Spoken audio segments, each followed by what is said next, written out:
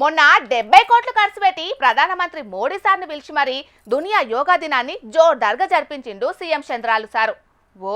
గా కార్యం కోసమని ఏమన్నా హడావిడి చేసిండ్రా? నెల రోజుల ముందుగాల నుంచే సందు దొరికినప్పుడల్లా సమీక్షలు పెట్టిండు సీఎం సారు. గదంతా మంచిగానే ఉన్నది గాని ఇగో అసలులకే ఎసరు లేదట. మరి అదేందో మీరు కూడా చూడుండ్రి.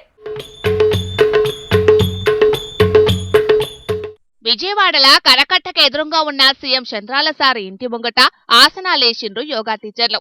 దునియా యోగా దినం అయిపోయింది కదా, మళ్ళెందుకు ఈ ఆసనాలంటారా? గీలందరూ ఆంధ్ర ప్రభుత్వ బడులలా పొలగాండ్లకు యోగా నేర్పించే సార్లు. సర్కారు నెల నెల జీతమిత్తలేదట, కొలువులను పర్మినెంట్ చేస్తలేదట.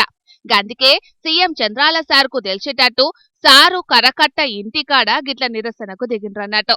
దునియా యోగా దినం పేరు మీద కోట్లు ఖర్చు పెట్టి ఆ యోగా నేర్పించే టీచర్లకే జీతాలు ఇయ్యలేదంటే ఎట్లున్నది చూడుండ్రి ముచ్చట. రాష్ట్రమంతటా కలిపి 1056 మంది దాకా ఉంటారట యోగా టీచర్లు. చదువుల శాఖ మంత్రి లోకేష్ సార్కు ఇదివరకే చెప్పుకున్నారట సమస్యలు. అయినా గాని సమస్య తీరకపోయేటాలకు చంద్రాల సారు ఇంటి బాట పట్టి గిట్ల నిరసన చేసిండ్రు. యోగా యోగా అని కలవరిస్తాడు కదా చంద్రాల సారు. ఇట్లనన్నా సీఎం సారు కండ్ల పడితే సమస్య తీర్తదనుకున్నట్టున్నారు. కానీ అంతలనే పోలీసులు రంగంలోకి దిగి వార్నింగ్ ఇచ్చి మరీ ఎట్టోళ్ళనట్టు ఎల్లగొట్టిందట. సీఎం చంద్రాల సారు దాకా ముచ్చట పోయిందో పోలేదో మరి. ఏమైనా ఒక్కటైతే నిజమొల్లా, ఓ బడిని మంచిగా చెయ్య ధైర్యం రాదు, ఓ దావకానను బాగు చెయ్య నిర్ణయం చెయ్యరు గాని అవసరం లేని కార్యక్రమాలకు కోట్ల కొద్ది ఖర్చు చేస్తారు. 2 రాష్ట్రాలల్లా గిదే పరిస్థితి ఉన్నది. సినిమా అవార్డులు, అందాల పోటీలని ఈడా, యోగా దినమని ఆడా.